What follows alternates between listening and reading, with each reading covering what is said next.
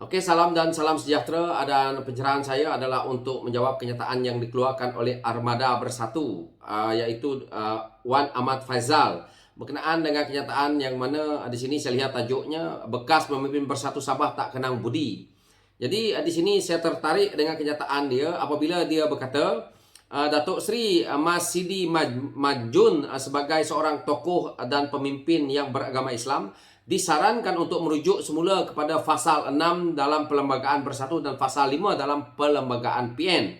Jelas sekali tujuan Bersatu dan PN ditubuhkan sama sekali tidak akan bertindak untuk mencabut kehormatan hak orang bukan Islam yang menganut dan mengamalkan agama masing-masing secara aman dan harmoni. Jadi yang pertama saya nak beritahu dekat Ketua Armada Bersatu ni, apabila kamu menyebut banyak perkara, yang pertama itu padan muka kerana PN pun ditubuhkan ataupun PN itu menjadi kerajaan pun atas perkara yang sama. Atas kamu juga mengkhianati, atas kamu juga tidak kenang budi.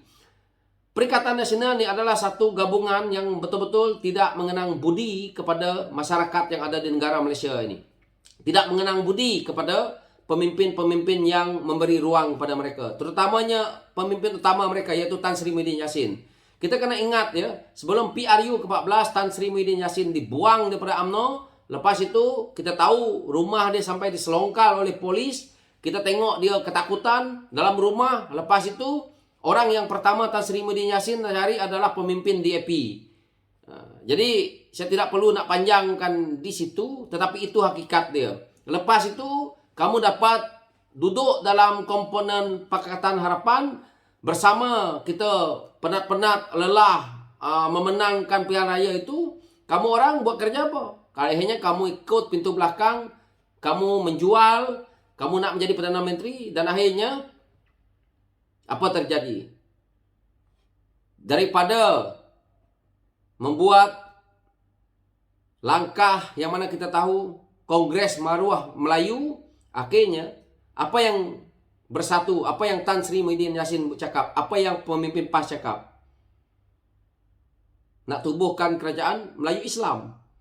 Jadi apabila perkara ini berlaku dan akhirnya kamu orang menjadi kerajaan, hari ini nak cerita tak kenang budi. Parti yang bernama Bersatu ini adalah satu parti yang tidak mengenang budi, termasuk lawan Faizal ni. Kenapa saya kata macam itu? Kerana hari ini karma yang kamu rasa itu, itulah yang kamu buat khianat dulu dengan Pakatan Harapan. Kalau tidak, Tan Sri Muhyiddin Yassin tak akan jadi Perdana Menteri. Mungkin hari ini dah jadi orang terbuang, mungkin dah kena siasat, silap-silap dah masuk jail Tan Sri Muhyiddin Yassin. Itu adalah yang betul-betul. Lepas itu, kita nak cerita pula perlembagaan yang dia nak sebutkan pasal 6 Perlembagaan Bersatu, pasal 5 dalam Perlembagaan PN. Kalau kita nak cerita hak orang bukan Islam mengganutkan agama masing-masing ini, tidak perlu lagi nak dirungkaikan. Yang main isu agama dan perkauman ni presiden ataupun pengurusi PN, Presiden Bersatu. Terang-terang memainkan isu agama. Terang-terang dia kata orang Melayu, orang Islam masuk dalam gereja. Dia pandai-pandai je reka cerita. Sedangkan Tan Sri Muhyiddin Yassin adalah bekas KDN.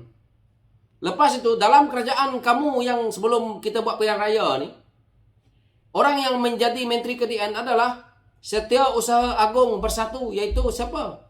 Datuk Seri Hamzah Zainuddin. Dua-dua orang ni bekas KDN di waktu kerajaan PH dan juga kerajaan kamu apabila kamu membentuk kerajaan sehingga bubarnya parlimen. Jadi apa dia rasional yang diceritakan oleh Wan Faizal ni?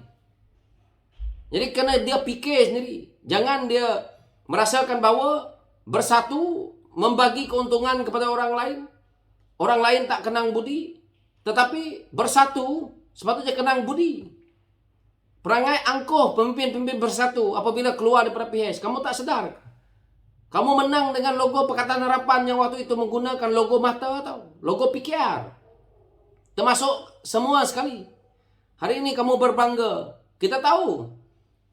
Parti muda, parti yang baru saja ditubuh sebagai Bersatu ni. Dari mana kewangan kamu begitu kuat?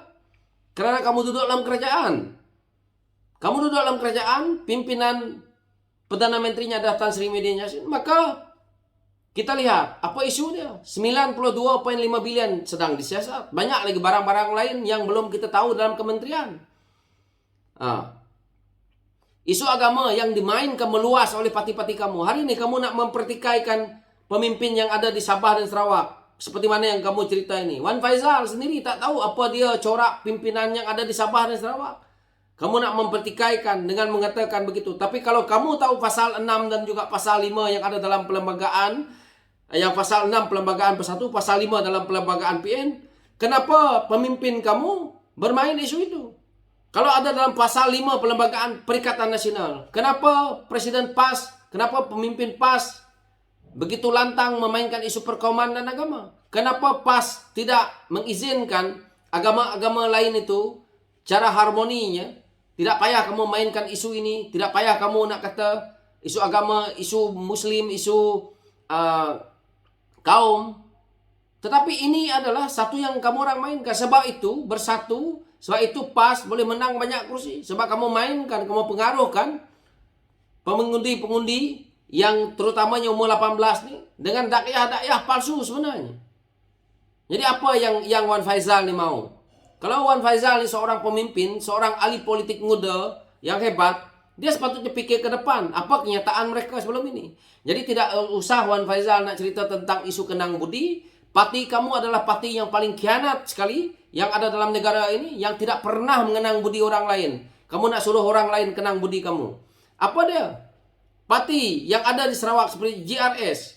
Saya tidaklah menyokong GRS ke apakah, tapi ini adalah supaya bertujuan untuk kita faham bahawa macam itulah kamu membuat kerajaan Pakatan Harapan dahulu. Kamu tindas. Bukan saja tindas macam mana, peruntukan pun kamu tak bagi. Sedangkan Perikatan Nasional itu tertubuhnya, terjadinya setelah kamu tumbangkan kerajaan Pakatan Harapan itu. Yang mana kerajaan Pakatan Harapan inilah yang memberikan kamu ruang untuk kamu itu pergi menjadi seorang menteri. Kamu itu pergi untuk menjadi Perdana Menteri. Kenapa Tan Sri Muhyiddin Yassin sebagai pengurusi kamu tak kenang langsung budi dia? Kenapa Tan Sri Muhyiddin Yassin menghentam Datuk Seri Anwar Ibrahim begitu tegas, begitu kuat sekali? Kenapa? Karena parti kamu, pemimpin kamu termasuk Wan Faizal ini adalah orang yang khianat tak kenang budi. Jadi itu dia. Jadi hari ini GRS khianat kamu padan muka. Itulah dia. Jadi lepas ini, apa lagi? Jika parti seperti Bersatu, seperti PAS ni nak berada dekat Sabah dan Sarawak, lepas ini pupus. Orang tak terima kerana perkaumannya yang sempit. Jadi saya harap Wan Faizal dengar ni kenyataan saya. Walaupun saya ni tak adalah hebat mana.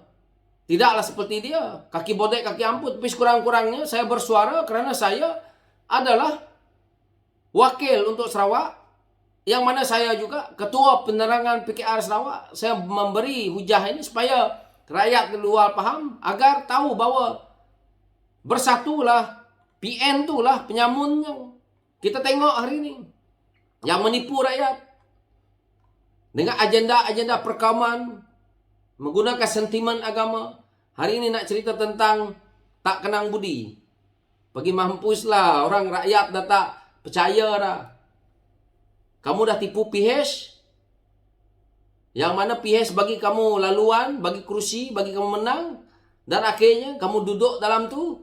Mula-mula main Kongres Maruah Melayu, lepas tu tarik sokongan, lepas tu curi lagi ahli parlimen. Jadi kata, lepas tu kamu buatlah helah pula waktu PRN Sabah. Dan akhirnya hari ini dia pusing balik lah. Makan kamu sendiri. Jadi itu saja. So sekian pencerahan saya. Saya tak nak panjang-panjang, padan muka lah Bersatu. Memang ayatnya pi mampus lah jawapannya. So sekian, terima kasih.